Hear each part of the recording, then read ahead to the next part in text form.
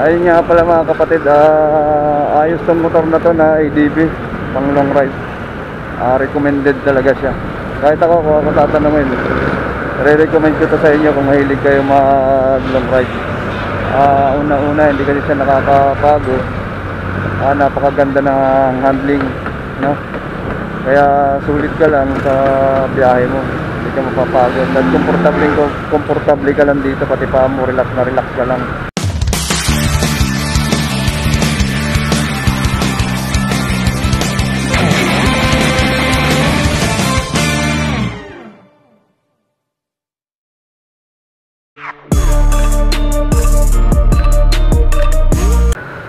Ito mga kapatid, tayo ay magbibiyahe gamit natin ang Easy Ride 175.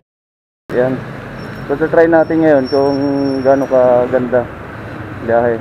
Itatakbo natin to ng Cavite sa GMA. Try natin to kung gaano siya ka-smooth. Okay, start.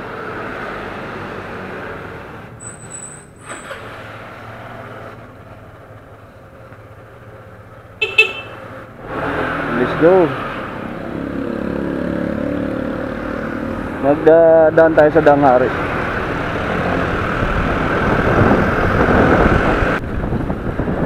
So parang pansin ko matagtag sa harap. O matigas lang ang gulong. Masyadong magalaw yung harapan. Ano siya, parang umaalog-alog.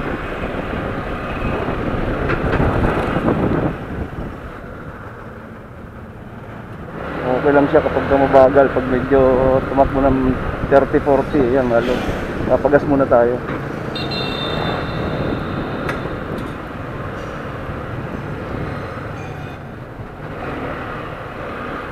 Kargahan natin ang unleaded gasoline. So 200.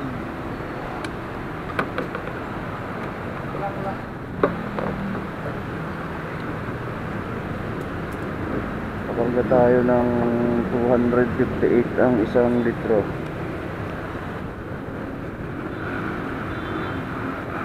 Pakarga tayo ng mahigit 3 litro. 3.3.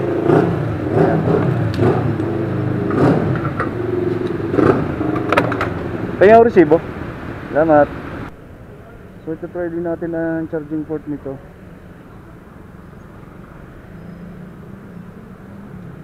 Try natin kung gagana.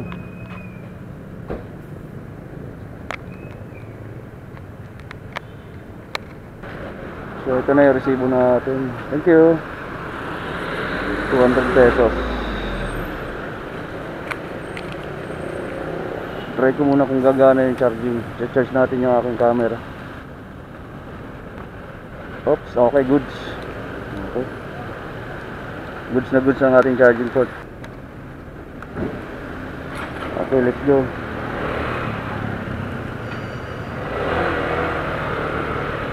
Let's go. Alas 5 minutes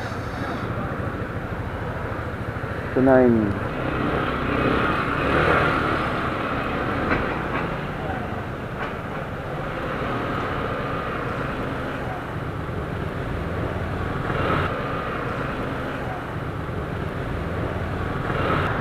Yung kinarga pala natin mga kapatid na 200, pumalo siya dito sa kalahati. Pero hindi yan accurate, malamang ilang litro lang kasi yun halos 3 lang mahigit.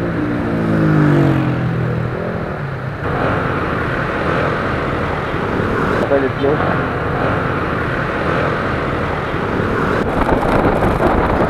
Ayan, tayo pa Alabang na. Napaka-responsive lang talaga ng 175. Sarap lang talaga parang long ride dito. Pero kung ako sa akin, abanti ko pa. Papatayo ko kasi medyo siya, malapit sa akin. Pero okay, komportable pag long ride. Kasi ito yung magandang manibela na lang yung kamay mo. Hindi kagaya sa ibang motor na nasa baba yung kamay mo. Ito kasi nakataas. So talaga siya, pang-adventure touring. Pang-adventure touring. Yun nga lang ang problema dito. Ewan ko lang sa iba nakakagamit nito kung parehas tayo na nararamdaman ngayon pagka nadadaan tayo sa lubak na matagtag o matigas. Hindi ko sure yun kung matigas sa gulong o yung sipso pa naman ito. Experience ko lang yun dito. Experience ko lang yun dito sa ngayon. Kasi yun ang napansin ko dito, yung tagtag sa harap. Okay, habang tayo.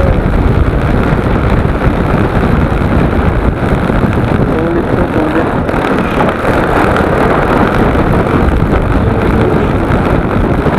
Alam, nagkakit na tayo. Palabang tayo kasi palabang.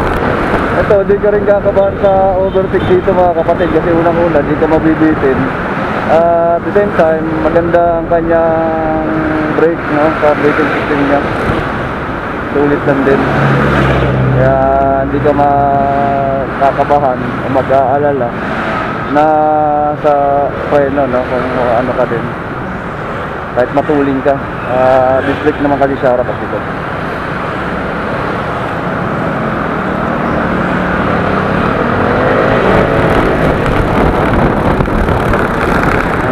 Overtake natin kasi traffic. Oh, grabe yung traffic. Hindi ko alam kung bakit. Palapit pa lang tayo ng sukat. Medyo ano rin yung gulong nito pag bago, madulas sa ganyan sa may baba. Hindi siya umaahon, nadudulas lang.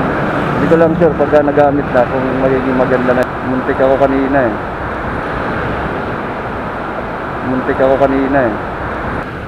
Okay, sukat na tayo. Haba ng traffic. Responsive naman siya, pero kung sa akin, kung magkakaroon kasi ako dito, ang gagawin ko dito is upgrade ko pa yung panggilid para mas maganda pa. Maging maganda yung arangkada.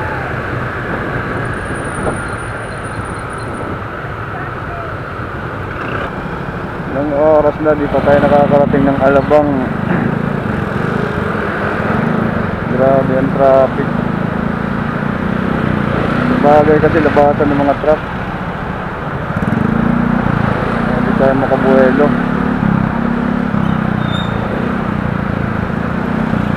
Bawi tayo pagdating sa Dangari. Parating din tayo mga kapatid ng Alabang.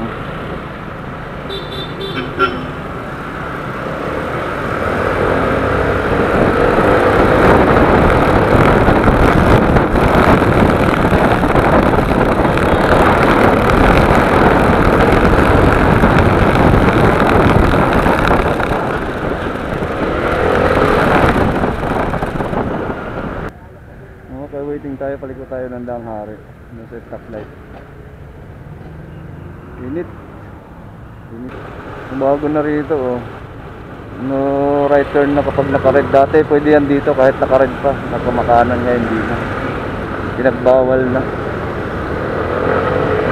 Let's go. Okay, enter tayo ngayon dito sa pasimula ng Dangari.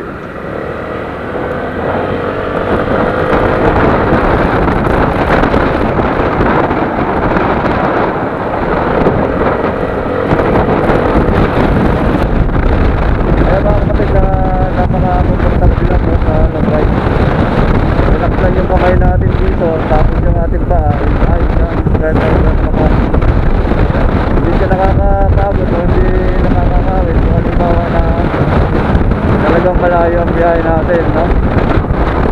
Ito kasi semi ano lang natin to, semi long ride lang ang mangyayari nito, pero okay ako rito, ganda, relax, hindi kayo mapapagod sa biyahe kasi maganda ang manibela. Pero gaya nga sabi ko kanina, pagkita sa akin po, itatapos kayo manibela nito para ipapaangat ko sa ganun, tutulak para mas maging relax.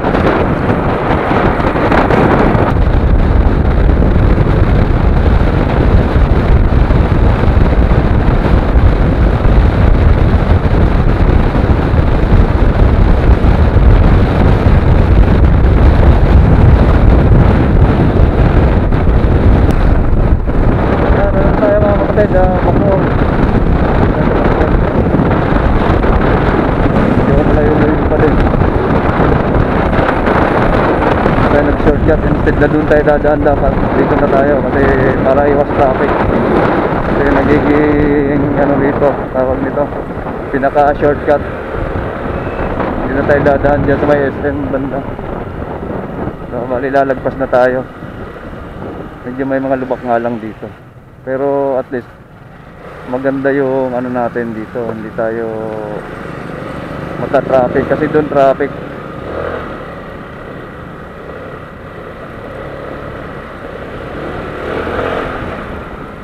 So ayan na, kalsada na tayo.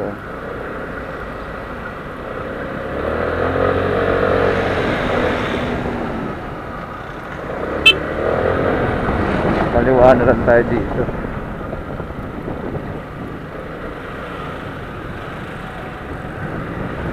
Wakali.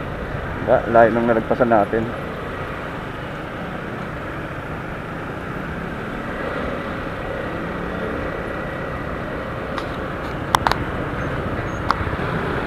Ayan, pa-away na tayo ng Paliparan.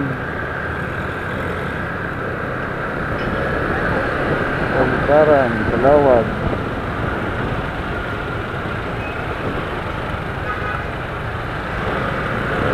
Muntik pa tayo dun sa ate oh.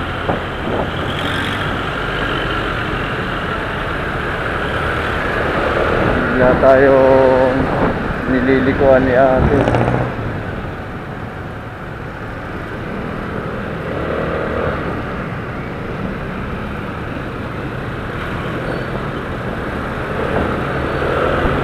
Hinahan natin yan, delikado tayo dyan.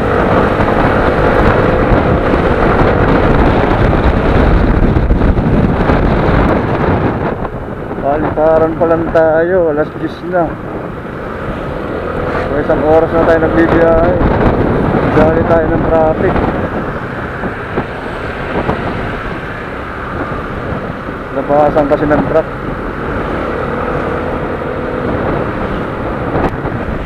Yan mga kapatid, dito na tayo sa GMA. Yan, hanapin na lang natin ang motor store dito.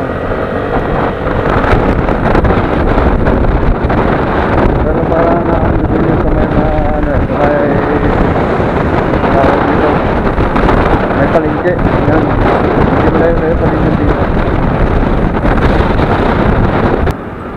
So yun, malapit na tayo dito. Ayun nga pala mga kapatid, ayos tong motor na to na ADB, pang long ride. Recommended talaga siya. Kahit ako, kung ako tatanungin, re-recommend ko to sa inyo kung mahilig kayo mag long ride. Una-una, hindi kasi siya nakakapagod. Napakaganda ng handling, no?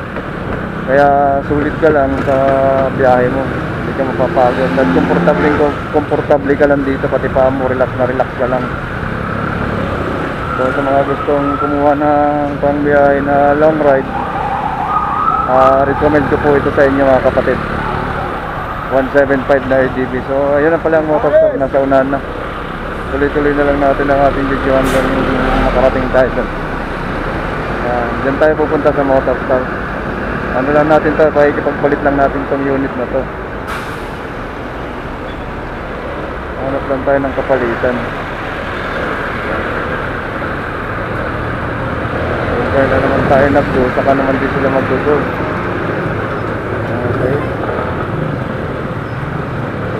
Motor store. So dito tayo. Yun o. Manaba, Lot 4, Silang Cavite. Kaya tanong muna natin dito kung saan. Hindi ko kabisado kasi yung branch kung nasaan ang GMA. Ito na nga, ito yata. So dito na tayo sa motor store. Dami rin nilang unit dito. Alright, thank you mga kapatid. So yun, recommend ko tong 175 kapag tayo ay mag-long ride. Thank you. Yan ang mga motor nila dito.